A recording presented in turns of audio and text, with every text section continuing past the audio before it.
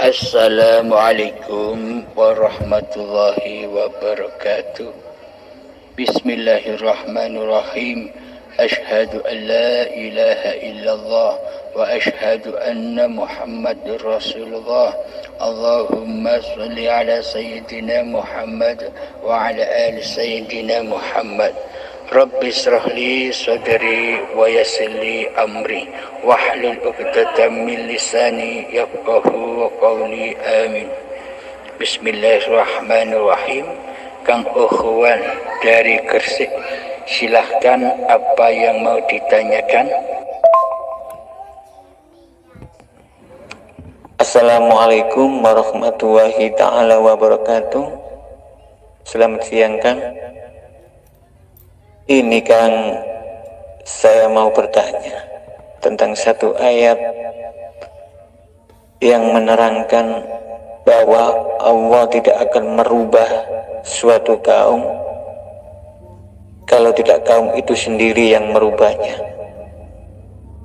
Tentu saja kalau dipandang dengan pandangan hakikat, maka tak ada satupun makhluk yang mampu merubah ketentuannya Allah. Terus menurut Akang gimana hakikatnya? Tolong diterangkan ya Kang. Terima kasih. Assalamualaikum warahmatullahi ta'ala wabarakatuh. Alhamdulillahirabbil alamin. Terima kasih Kang Ukhwan.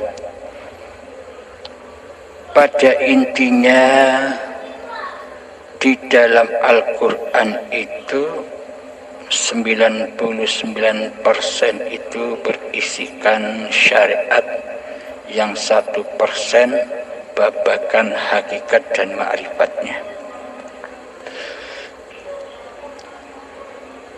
Memang di dalam kemanusiaan, di dalam hukum manusia, bila kita tidak merubah nasib diri kita sendiri, maka ya tidak akan berubah. Ini di dalam sudut kemanusiaannya. Akan tetapi di dalam sudut hakikatnya, Allah sering menyebutkan Innallaha ala kulli syai'in qadir. Sesungguhnya Allah berkuasa atas segala sesuatu. Jadi segala sesuatu, yakni termasuk manusia, itu semuanya di dalam kekuasaan Allah, di dalam kekuasaan penciptanya, di dalam kekuasaan hayatullah.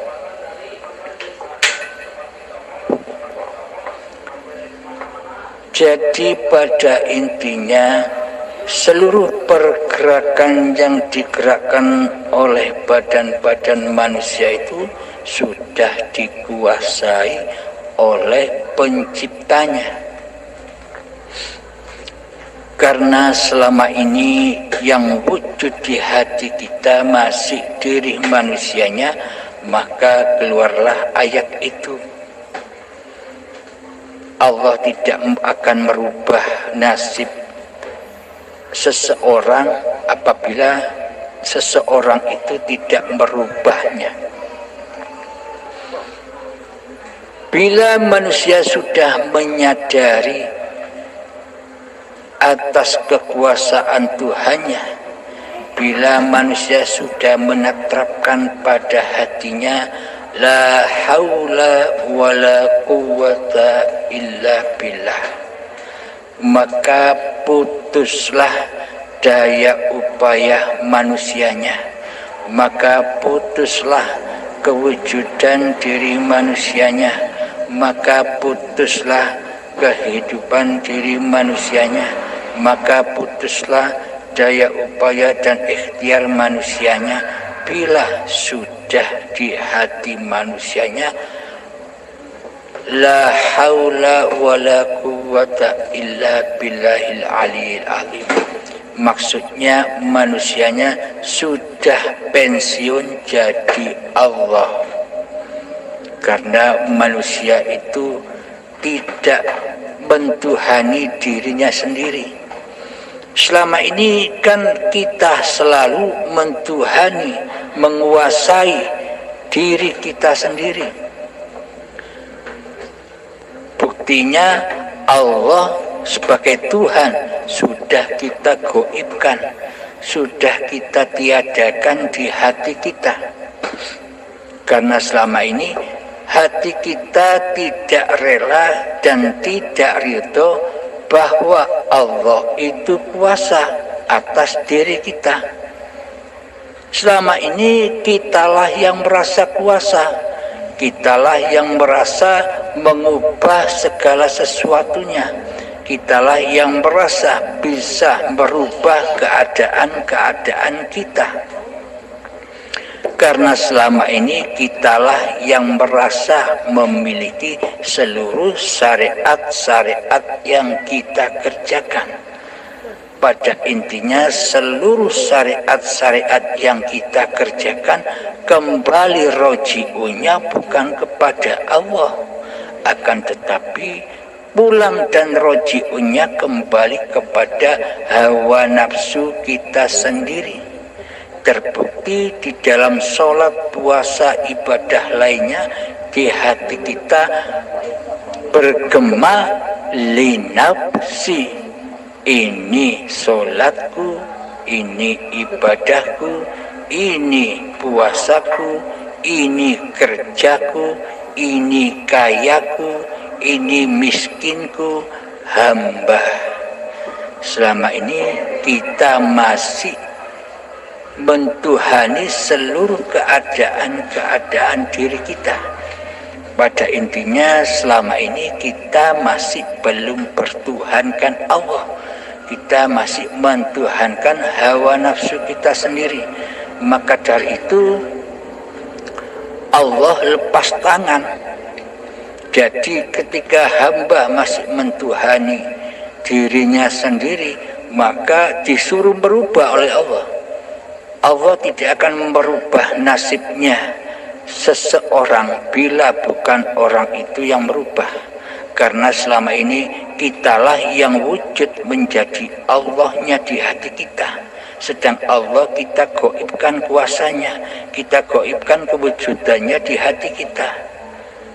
Maka dari itu turunnya ayat itu agar manusia, tujuannya agar semua manusia sadar bahwa manusia itu ada yang mentuhani, yaitu pencipta dirinya. Suasana hati kita selama ini seolah-olah kita ini tercipta dengan sendirinya, seolah-olah diri kita tidak ada yang mencipta. Terbukti Allah pencipta diri kita, kita tiadakan kehadirannya di hati kita, kita gaibkan kehadirannya di hati kita. Inilah bukti bahwa selama ini seolah-olah hati kita ini tercipta dengan sendirinya, bukan ciptaan Allah. Hanya omong kosong saja selama ini. Kita manusia ciptaan Allah, hanya omong kosong saja. Akan tetapi praktek hati kita selama ini mentuhani seluruh keadaan-keadaan kita sendiri. Kita tidak menghadirkan Allah sebagai Tuhan, sebagai penguasa, sebagai pencipta di hati kita, malah kita menghadirkan benda yang mati, yakni hawa nafsu kita ini. Diri manusia kita yang fana ini kita jadikan Tuhan, kita jadikan tauhid di hati kita selama ini, kita jadikan berhala-berhala kita di hati ini.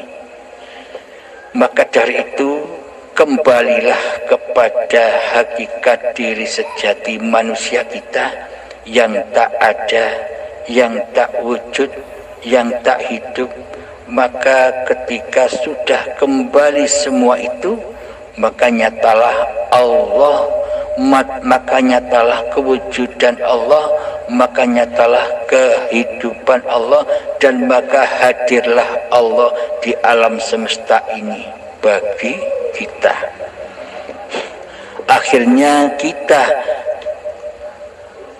akan menjadi Abdullah, akan menjadi hamba Allah yang selalu tunduk patuh dengan apa yang diperintahkan oleh Allah.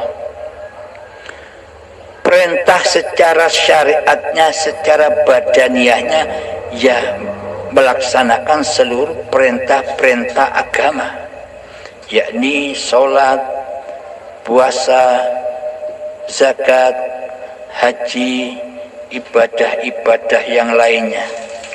Ini perintah dalam babakan badaniah, perintah yang kita contoh dari Dohiriyah Kanjeng Nabi Muhammad, karena Dohiriyah Kanjeng Nabi Muhammad dulu juga mengerjakan yang demikian. Akan tetapi kita selama ini luput memandang dalam keadaan hati Kanjeng Nabi Muhammad. Bagaimana keadaan Kanjeng Nabi Muhammad ketika sholat? Apakah keadaan hati Kanjeng Nabi Muhammad ketika sholat, ketika puasa, ketika beribadah yang lain seperti keadaan hati kita? Yang selalu hati kita ini mensekutukan Allah dengan diri kita. Bolehlah dikatakan badan-badan ini telah Islam di sisi manusia, akan tetapi hati kita selama ini masih kufur kepada Allah. Hati kita masih mensekutukan Allah dengan diri kita sendiri selama ini. Terbukti kehadiran selama ini di hati ini hadir siapa? Yang hadir manusianya ataukah Allah sebagai pencipta manusianya yang berkuasa atas manusianya? Selama ini yang hadir di hati kita kan kita sebagai yang dicipta, sebagai makhluk yang hadir, yang seolah-olah mentuhani seluruh keadaan dan pergerakan badan-badan ini. Marilah kita kembali kepada Allah dengan cara kita kembalikan seluruhnya amanah Allah. Wujud itu amanatullah, milik Allah. Hidup itu amanatullah, milik Allah. Kuasa itu kuasa Allah, milik Allah, bukan milik manusianya. Bila kita masih merasa memiliki sifat-sifatnya Allah, berarti yang jadi Tuhan bukan Allah di hati kita, akan tetapi yang mentuhani badan ini adalah diri manusia kita sendiri. Inilah yang disebut iblis dan setan yang nyata, bahwa sesungguhnya iblis dan setan itu adalah musuh-musuhmu yang nyata. Jadi iblis setan itu tidak gaib, akan tetapi iblis setan itu kata Allah itu nyata. Siapa iblis setan itu sebenarnya? Dialah diri kita sendiri. Selagi posisi Allah masih kita akui sebagai posisi diri kita, sifat-sifatnya Allah kita akui sebagai sifat diri kita. Inilah yang dimaksud iblis dan setan yang nyata. Semoga kita selalu dibimbing oleh Allah. Demikian sahabat, apakah ada pertanyaan lagi? Assalamualaikum warahmatullahi ta'ala wabarakatuh. Terima kasih Kang atas penjelasannya. Dan kita ambil kesimpulan dari ayat ini bahwa Allah tidak akan merubah suatu kaum kalau tidak kaum itu sendiri yang merubahnya. Jadi kelihatannya sebenarnya Allah ini yang mengikuti makhluknya, bukan makhluk yang mengikuti Allah. Padahal hakikatnya tidak bergerak sebiji zarah pun tanpa izin Allah. Karena apa? Karena kedudukan makhluk itu sendiri sudah la haula wala quwata illa billahil aliyyil azim. Tidak punya kekuatan apa-apa, tidak punya, tak mampu berkehendak, berikhtiar, tak mampu, karena semua itu milik Allah sendiri. Terima kasih Kang atas penjelasannya. Assalamualaikum warahmatullahi ta'ala wabarakatuh. Assalamualaikum warahmatullahi wabarakatuh. Selamat pagi Gus Abdul Halim. Gini Gus, peristiwa Mi'raj Nabi Muhammad sallallahu alaihi wasallam itu kan sampai di Sidratul Muntaha. Nabi Muhammad itu kan melihat Allah. Kan Allah itu tidak berbentuk apa-apa.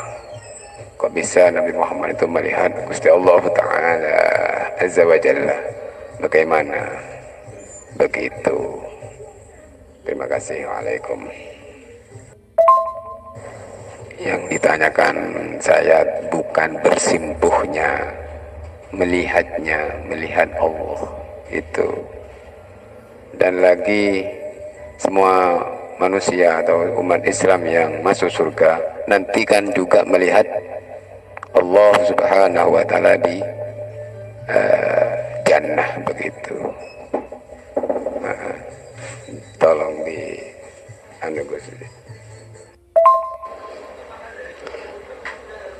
Assalamualaikum warahmatullahi wabarakatuh. Bismillahirrahmanirrahim. Ashhadu an la ilaha illallah wa ashhadu anna Muhammadar Rasulullah. Allahumma salli ala sayyidina Muhammad wa ala ali sayyidina Muhammad. Rabbi israh li sadri wa yassir li amri wahlul 'uqdatam min lisani yafqahu qawli. Amin. Terima kasih atas pertanyaan Bapak Baidawi dari Rembang. Bismillahirrahmanirrahim. Tak satu pun manusia di dunia ini yang bisa bertemu dengan Allah.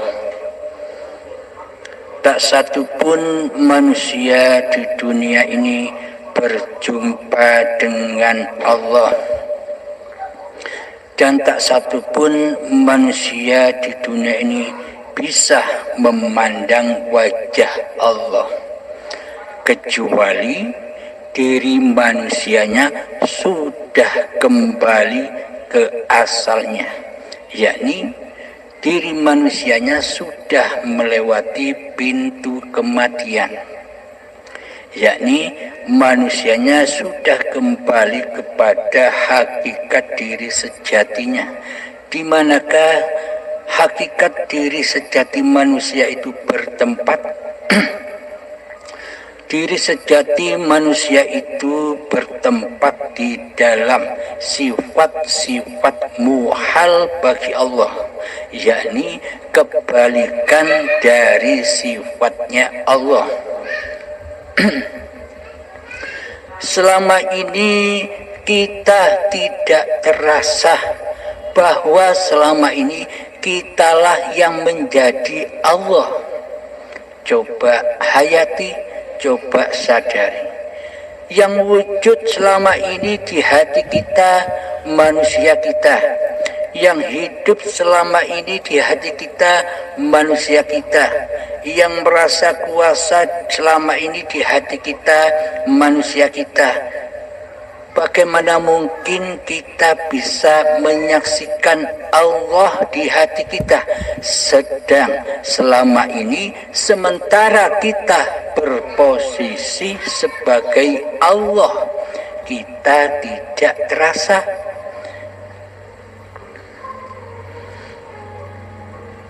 Untuk memandang Allah, untuk menyaksikan Allah, untuk bertemu dengan Allah, untuk mengingat Allah, maka kita wajib kembali kepada hakikat diri sejati manusia kita. Bila Allah yang wujud, maka manusia harus tidak wujud, tidak ada. Nah, selama ini kan yang merasa wujud kan bukan Allahnya di hati kita. Sedang Allah kewujudannya kita tiadakan, kita goibkan. Selama ini yang wujud di hati kita adalah diri manusia kita sendiri. Bagaimana mungkin kita bisa menyaksikan Allah sedang sementara selama ini kita berposisi sebagai Allah? Bila kita ingin menyaksikan Allah, bila kita ingin berzikir kepada Allah, bila kita ingin mengingat Allah, maka kembalilah kepada kegoiban diri manusia kita. Kembali kepada kematian diri manusia kita. Jika Allah yang hidup, maka sebaliknya ciptaan ini tak hidup, yakni mati. Apabila di dalam hati kita masih berposisi sebagai Allah, yakni kitalah yang merasa hidup, maka Allah tiada bagi kita. Karena yang memposisikan sebagai Allah di hati kita selama ini, ya manusia kita sendiri. Bagaimana mungkin kita bisa mengingat Allah sedang kita tidak pernah berjumpa dengan Allah? Maksudnya berjumpa itu kembalilah kepada sifat hakikat diri manusia kita yang tak ada dan yang gaib. Maka nyatalah Allah bagi kita. Maka nyatalah Allah dengan kewujudannya. Maka nyatalah Allah dengan zahir batinnya. Seperti saat bayi dulu. Kenapa bayi itu disebut suci? Padahal bayi itu tak pernah sholat. Padahal bayi itu tak pernah puasa. Padahal bayi itu tak pernah beribadah apapun. Kok disebut suci? Karena saat bayi itu hidup dan badan ini masih suci dari pengakuan diri manusia kita. Karena saat bayi itu hidup dan badan itulah dohir batinnya Allah. Hidup hayatullah, badan ini bukti ciptaan Allah. Jadi ketika badan ini sudah tercipta, maka terbuktilah segala sesuatu ciptaan Allah yang kita pandang. Ada gunung, ada lautan, ada hutan, ada persawahan, ada manusia, ada hayawan, ada tumbuhan, ada mobil, bangunan, pesawat, dan sebagainya. Segala sesuatu akan terwujud. Dengan apa? Dengan badan ciptaan Allah ini. Tanpa badan ini, maka segala sesuatu tak akan terwujud. Tanpa hidup, tanpa Allah, maka badan-badan ini pun tak akan terlahir. Jadi yang dimaksud menyaksikan Allah itu adalah ketika di hati kita sudah kita relakan, sudah kita ridhokan bahwa kewujudan diri manusia kita ini tidak ada, yakni adam. Bahwa kehidupan manusia ini tidak ada, Maksudnya manusia itu bersifat mati. Jadi kembalilah kepada sifat sejati diri manusia kita. Agar apa? Agar nyata wujud kehidupan Tuhannya. Jadi di alam semesta ini yang ada hanya wujudullah.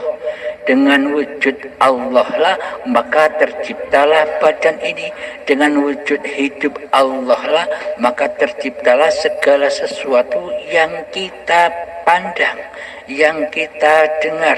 Semuanya wujud karena diwujudkan oleh yang laisa kamislihi syai'un, yakni hidup ini. Coba kita hayati, coba kita tafakuri. Seumpama kita mengaku mempunyai sifat hidup, coba kita cari bagaimana sih rupa hidup kita, bagaimana sih wajah hidup kita, bagaimana sih bentuk hidup kita, bagaimana sih warna dan rasa hidup kita sendiri. Bila memang hidup ini milik kita, pastilah kita tahu. Akan tetapi selama ini kita tidak tahu menahu siapa sih hidup ini, bagaimana bentuk rupa dan warnanya, kita tidak tahu. Tapi kita mengaku-akui bahwa diri manusia inilah yang hidup. Seumpama logikanya, seumpama memang hidup ini hidup manusia kita, ketika kita masih di dalam tanah, apakah kita masih ingat? Bila memang hidup ini hidup manusia kita, ketika di dalam tumbuhan, apakah kita masih ingat kehidupan kita ini? Ketika di saat buah-buahan, sayuran dan padi, apakah kita masih ingat hidup ini? Ketika setelah menjadi sperma dan sel telur, apakah kita masih ingat dan menyaksikan saat itu? Hingga sampai menjadi bayi yang baru terlahir ke dunia, apakah kita masih ingat? Bila memang hidup ini milik kita, tentunya kita tak boleh lupa. Tentunya kita wajib ingat terus. Sejak dari tanah, perjalanan cikal bakal badan ini dihidupkan oleh Allah dari tanah hingga menjadi bayi. Seluruhnya adalah hayatullah, hidupnya Allah, ruhullah. Bukan hidup manusia kita, bukan badan manusia kita. Maka dari itulah ketika bayi terlahir, kullu mauludin yuladu alal fitrah, bayi terlahir dalam keadaan suci bersih. Suci bersih dari pengakuan diri manusianya. Maka dari itu, bila ingin memandang wajah Allah, bila ingin bertemu dengan Allah, bila ingin mengingat berzikir kepada Allah, maka kembalilah dulu ke alam asli kita, yakni lewat pintu kematian. Matikanlah dirimu sebelum kau dimatikan, hisaplah dirimu sebelum kau dihisap. Jadi kembalilah ke alam asalnya, maka nyatalah wujudnya Allah, maka nyatalah hidupnya Allah, maka nyatalah kuasanya Allah, maka nyatalah ilmunya Allah, maka nyatalah penglihatan Allah, maka nyatalah pendengaran Allah, maka nyatalah kehendak daya upaya dan ikhtiar Allah, dan maka nyatalah kalamullah.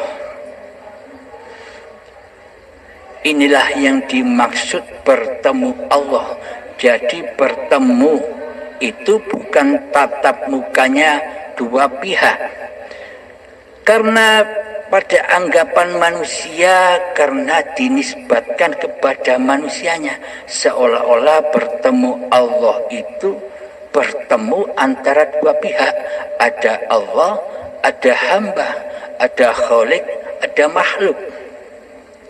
Akan tetapi sesungguhnya pertemuan dengan Allah itu wajib melewati pintu kematian. Kematian li nafsinya, hawa nafsunya. pengakuan dirinya. Setelah itu maka nyatalah lillahi ta'alanya, nyatalah la haula wala quwata illa billahil aliyil azim. Yang dimaksud pertemuan dengan Allah itu adalah ketika manusia kembali kepada hakikat diri sejati manusianya yang tak ada, yang gaib, yang mati dan sebagainya. Begitu sahabat, semoga bisa dipahami. Alhamdulillahirabbil alamin. Alhamdulillah. Terima kasih Gus. Sangat gamblang sekali pemaparannya Gus Abdul Halim. Terima kasih Gus. Terima kasih buahnya. Terima kasih. Alhamdulillah. Sangat dimengerti. Terima kasih. Terima kasih.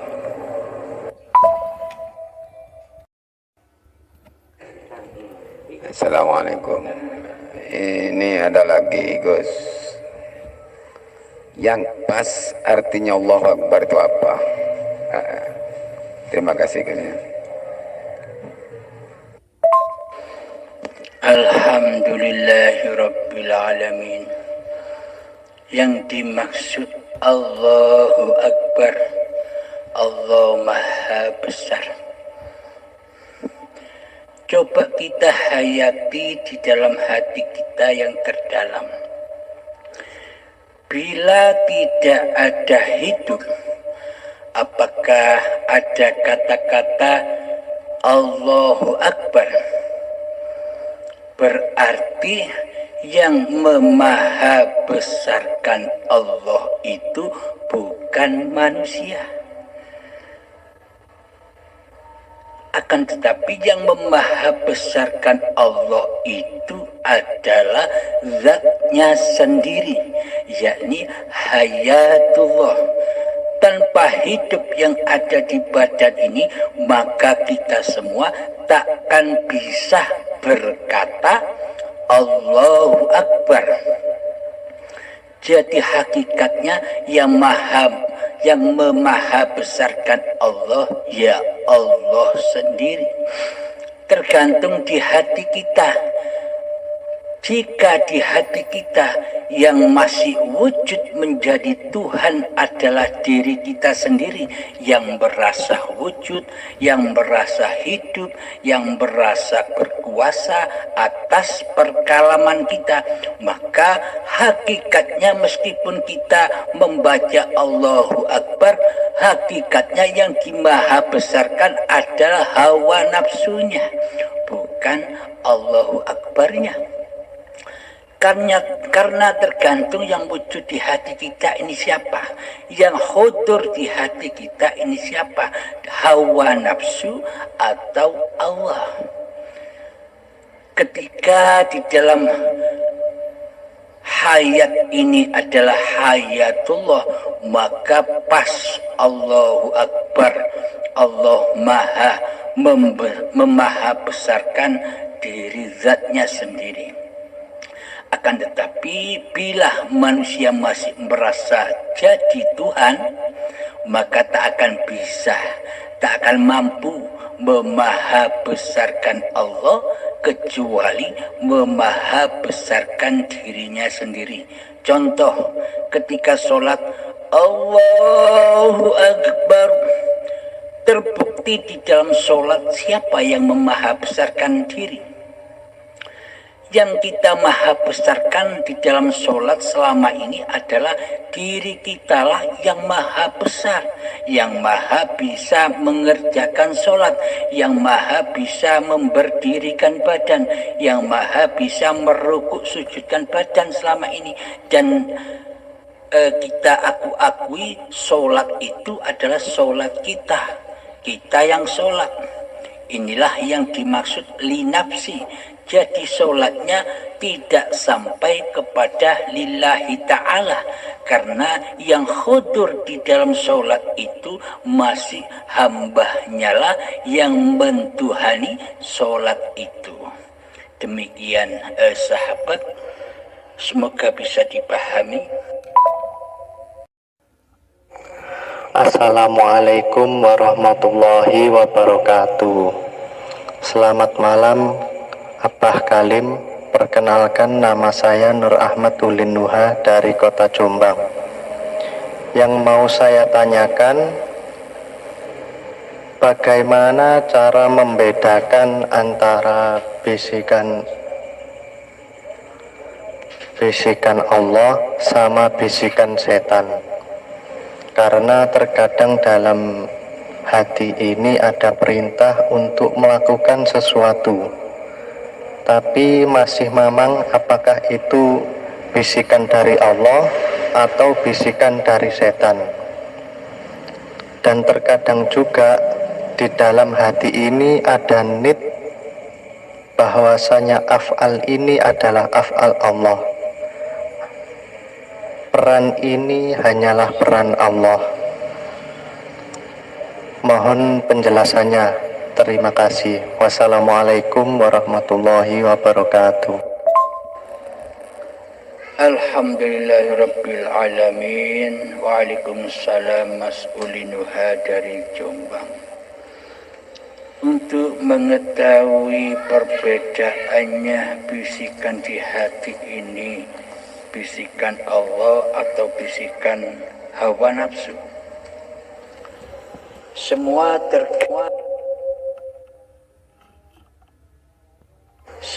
tergantung di dalam hati kita sendiri. Yang hidup itu siapa? Bila yang hidup ini masih hambanya, maka semua gerakan, semua kerenteknya hati, semua kehendak hati ya dari makhluknya yang merasa berkuasa. Akan tetapi bila makhluknya, bila diri kita sudah tak merasa bahwa hidup ini hidup manusianya, maka seluruhnya kerentek kehendak yang ada di hati inilah kehendak Allah. Jadi pada intinya saksikan dulu siapa yang jadi Tuhan di hati kita. Diri kita sendiri yang jadi Tuhan, ataukah kita sudah dituhani Allah, yakni dengan syarat manusianya sudah kembali ke asalnya, yakni kegoiban, ketiadaan, yang nyata, yang wujud, yang hidup hanya Allah. Bila yang nyata, yang wujud, yang hidup hanya Allah di hati ini, maka benarlah seluruh kehendak, seluruh kuasa, seluruh pandangan, pendengaran dan perkataan, semua itu adalah Allah. Demikian Kang Mas, semoga bisa dipahami. Akhirul kalam, assalamualaikum warahmatullahi wabarakatuh.